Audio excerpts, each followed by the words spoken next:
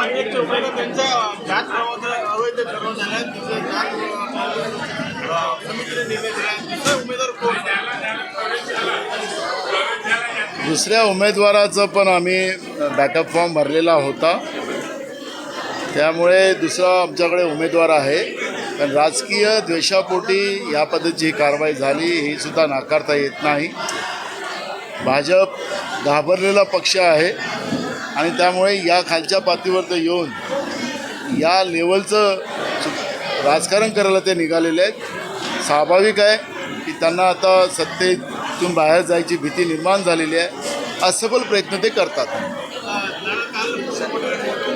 35 वर्ष भाजप आणि राष्ट्रवादीने लढाई होती. आता तिकडे जे आहेत आमचे पैदास आहे आमचे पैदास नाव न घेता महाविकास आघाडीला टोललं जातं. काँग्रेसची पैदास होती ती, पण ती वाईट पैदास होती, ती निघून गेलेली आहे. त्याचाच आमच्या सगळ्या लोकांना आनंद आहे. हो, आज आपण या ठिकाणी प्रचाराला वाईट सुरुवात पैदास केलेली आहे. वाईट पैदास होती की हो, कालच नामांकन झालं आणि आज आपण सभेला सुरुवात केली. काय सांगाल केंद्रीय?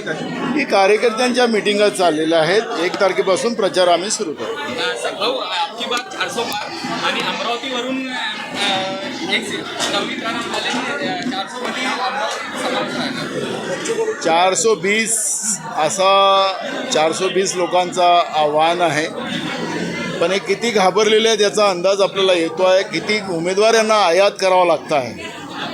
ज्यावेळेस ज्या पक्षाला समजा स्वयंशक्तिशाली आहे अशा घोषणा करणारा पक्ष जो आज सत्तेत आहे, स्वतःला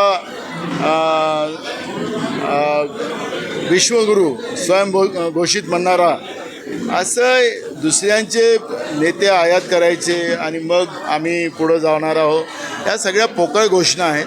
यावेळेस मोदी सरकारला आणि भाजपला सत्तेच्या बाहेर जनता टाकेल असं चित्र आहे. ज्या पद्धतीनं गेल्या 10 वर्षामध्ये देशाची जी बर्बादी केलेली आहे, धर्मात जातीमध्ये लोकांना भांडवलेलं आहे, आर्थिक कमजोर केलेलं आहे आणि या देशाला संपवण्याचं आणि देशाच्या संविधानाला संपवण्याचं जे पाप केलेलं आहे, त्या पापाला मुळे त्यांना सत्तेच्या बाहेर जावं लागेल अशी परिस्थिती आज आहे.